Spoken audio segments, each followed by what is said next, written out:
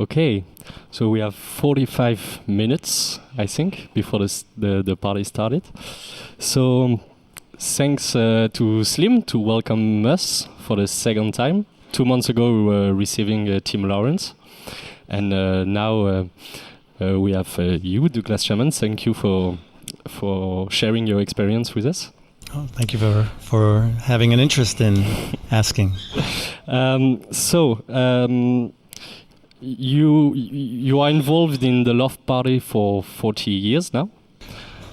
Close, yeah. Yeah? David and I have known each other since 1979. Okay. And I began getting more involved in helping assist with the parties. Mm-hmm. Hanging balloons is where it began, probably around pretty much 1980.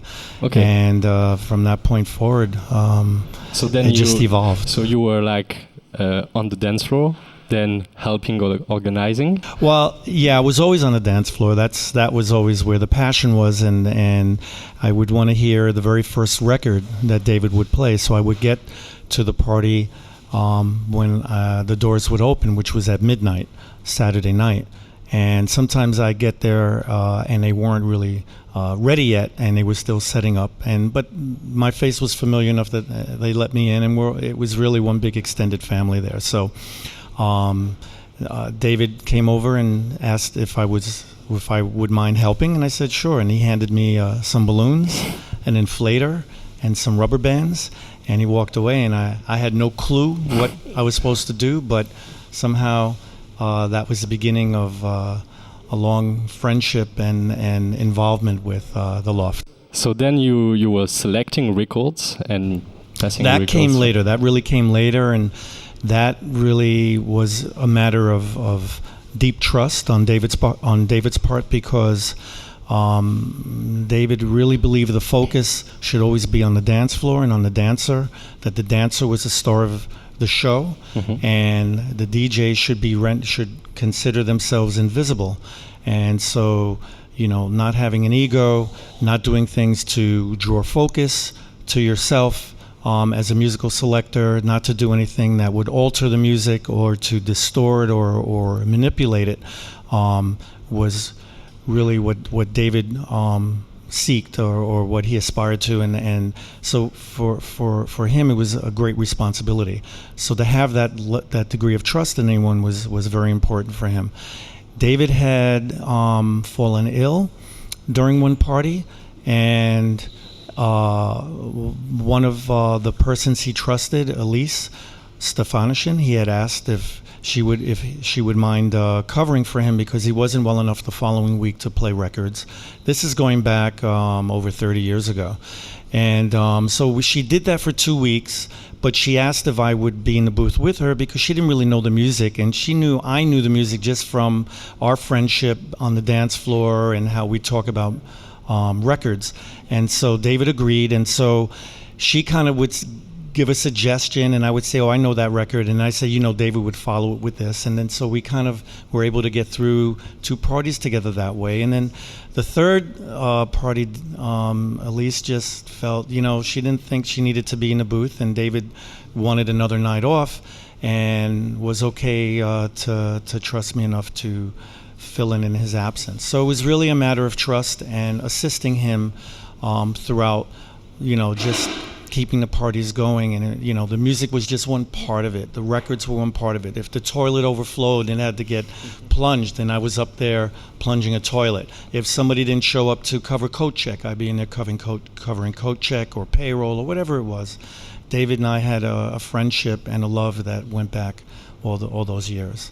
And you also organize your own parties, like the joy parties, I think? Well, the joy parties are not my parties. Okay. That's also another friend, Nari, but he follows in the footprint of the Loft, inspired by what David has done over the years. So it is a similar party. I've done my own party, which is called Adventures in Flight. Okay. And also I'm doing something with Joey Llanos, who is half of the team with David DePino that continue to carry forward the Paradise Garage legacy. They do the garage reunions every year. And so Joey Janos and I have known each other many, many years. And we always talked about getting together and maybe doing a party together. So we finally launched our own thing called Seventh Heaven. And so we've done 3 parties together, and they've been a lot of fun. That's been in really New York nice City. too. Yes. Okay.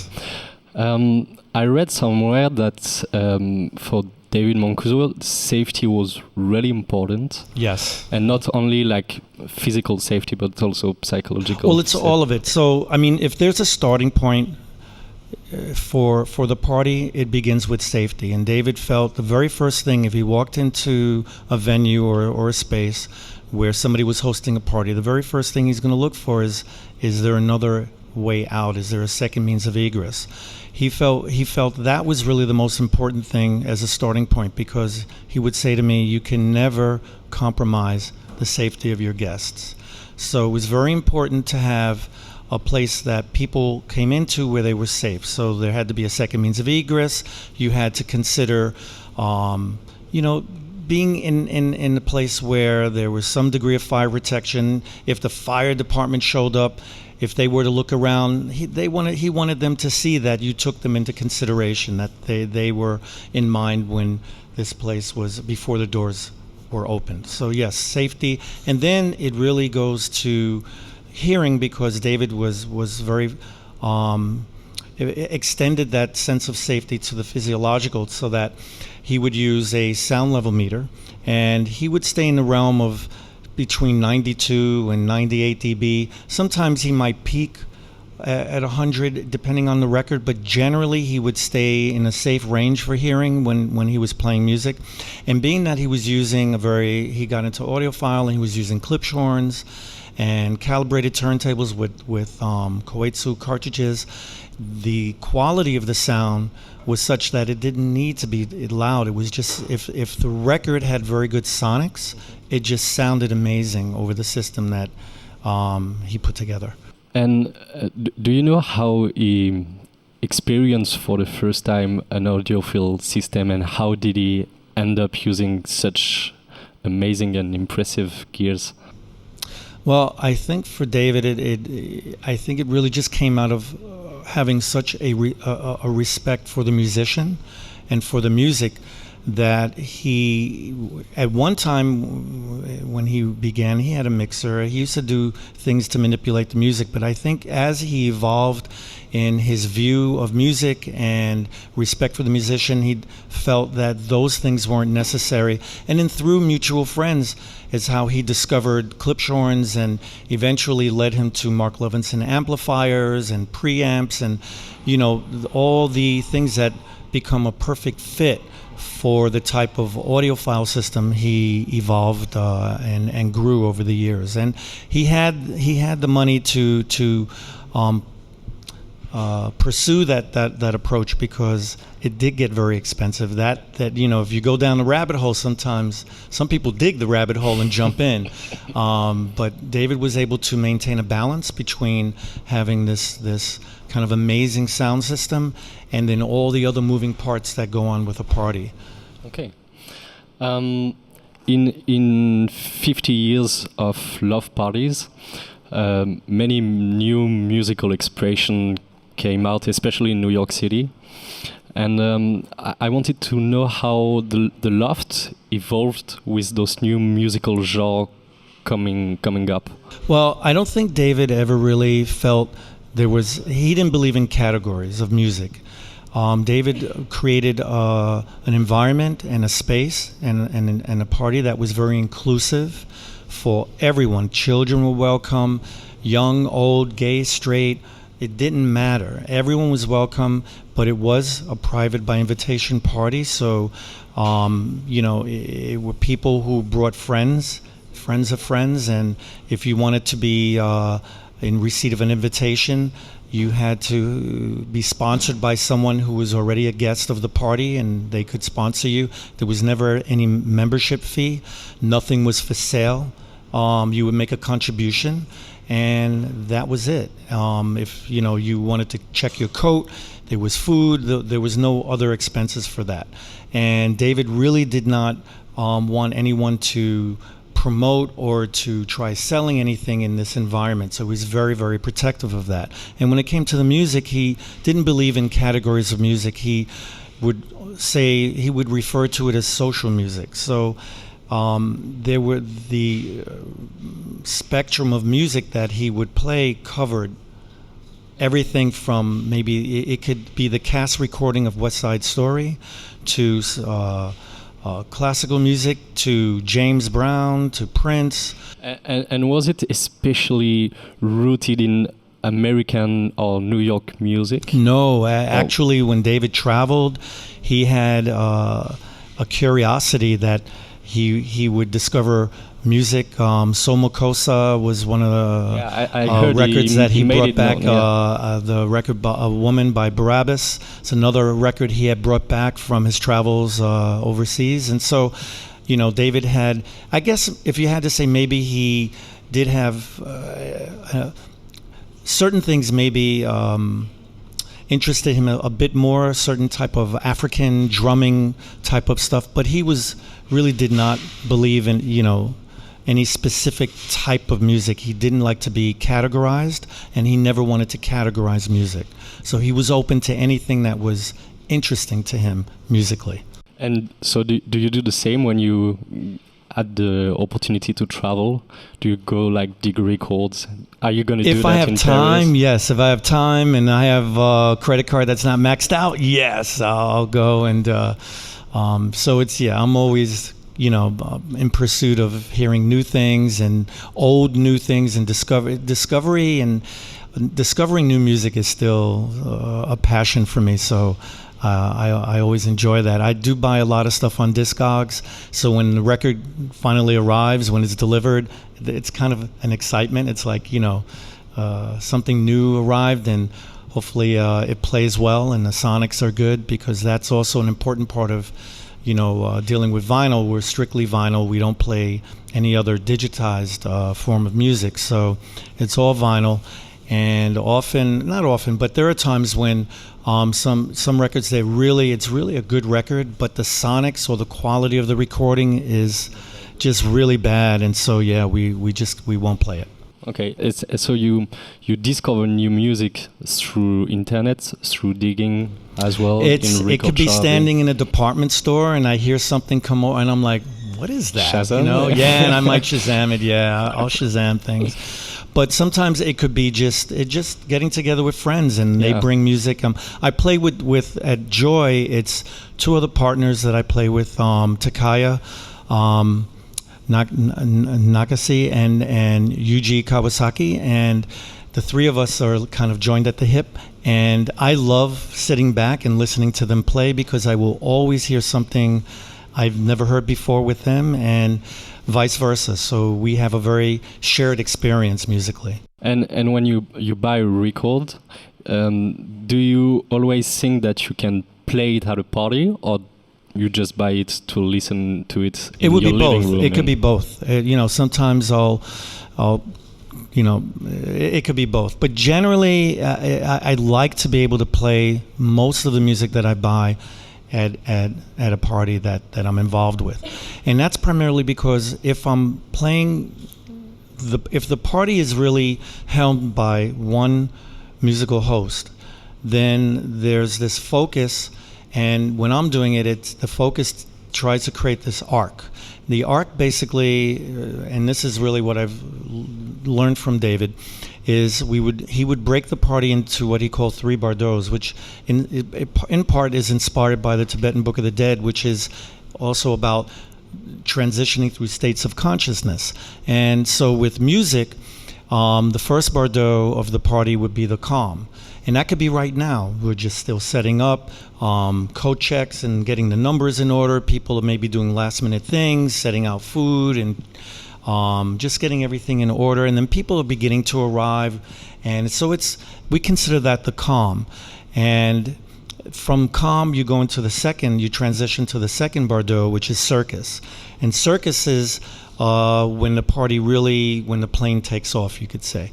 And you can have a number of peaks and valleys within that phase of the party. And then the third bardeau is what David considered the most critical of the three, and that's what he would call re-entry. And that's where you're coming back down now. And it was very important for him, and I think in terms of carrying forward this legacy of his, the idea of sending people home gracefully.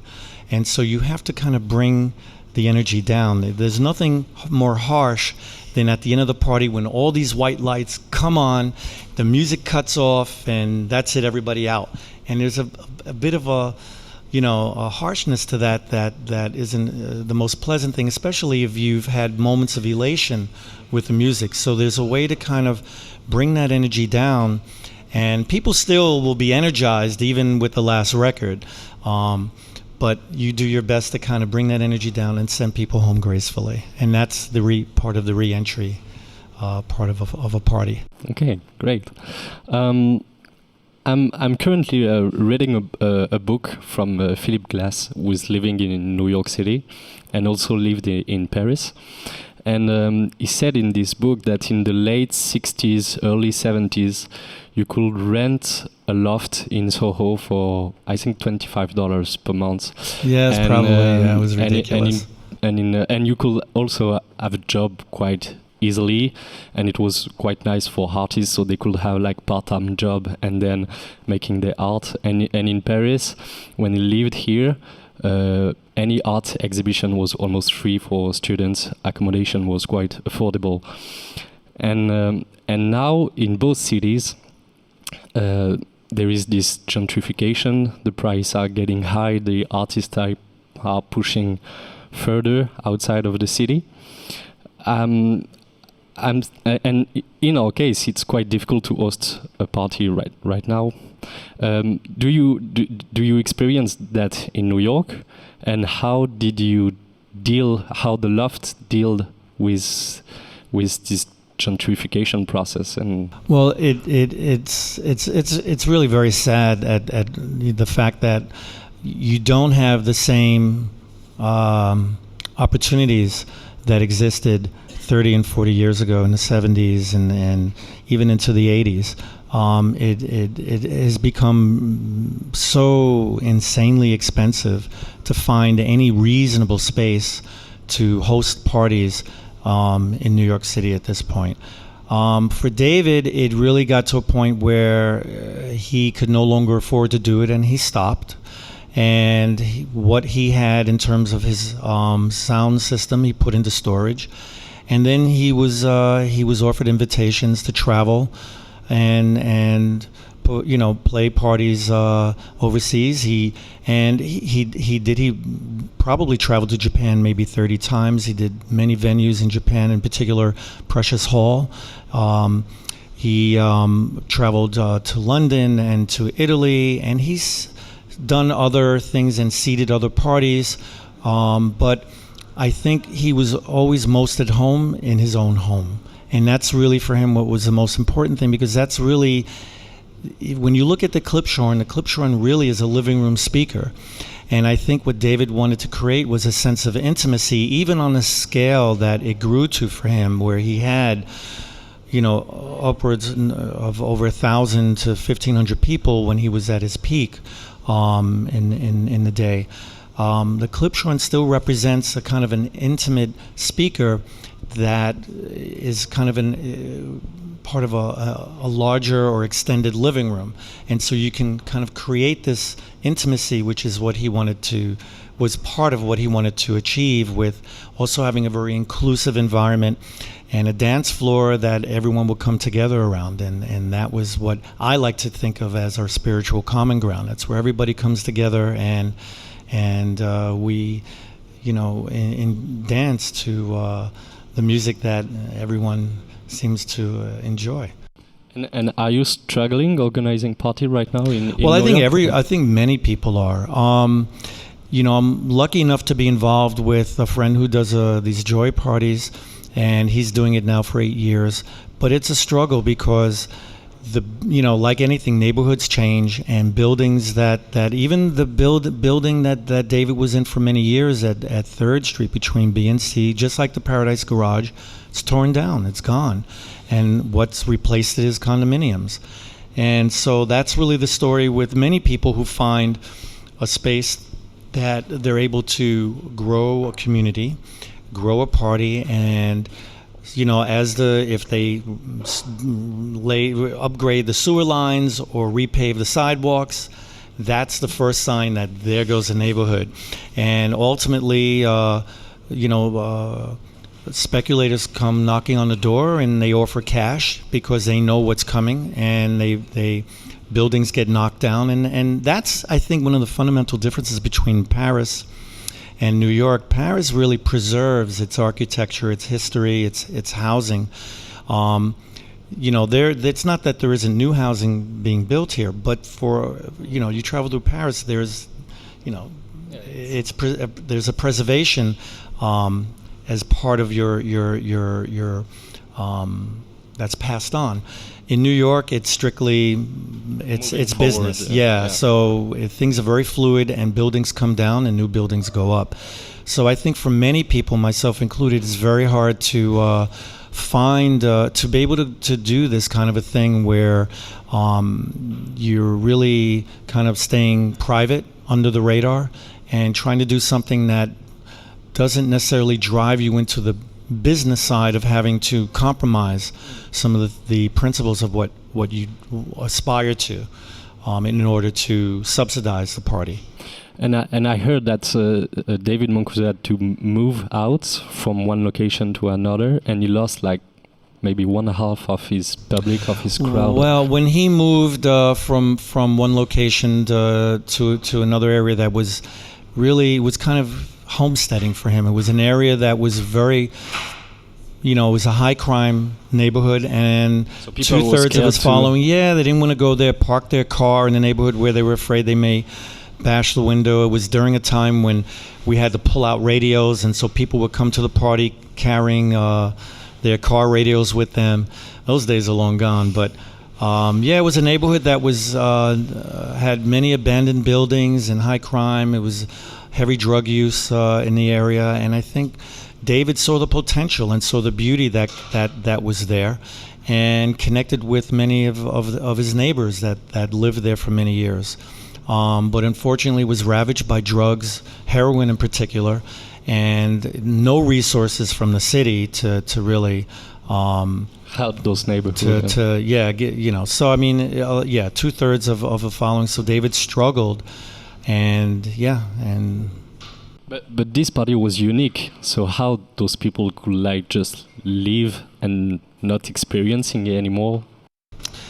I can't, fear has a way of paralyzing people, and it can prevent them from, heading out and doing things that otherwise would be very positive for one's well-being. So, I think we're a little bit running after time, but I'm going to have just one last question. Many of the concepts and the values of the Loft have been traveling around the world. So they are now like Loft-like parties in London, now in Paris. Are you happy to see this situation and the word is spreading all around the world, and to see those values and this concept of making a party still living? I'm not sure your question is. Is it something that people are? What do I think of people having this? Well, like anything, when people, I think it's an experience similar to what I had. When I went to the Loft for the first time when I was 19 years old. I was a student in college. I had a friend who had an invitation. He said, "Hey, Doug, you want to check out this Loft party?" And I had heard about it. And I had been to a number of other clubs around New York City, and said, "Yeah, let's go."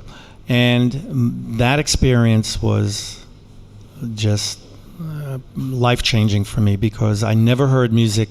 I never heard the selections. I never thought what David was playing you could even play in a party. I never saw the response, the reaction, the way people danced.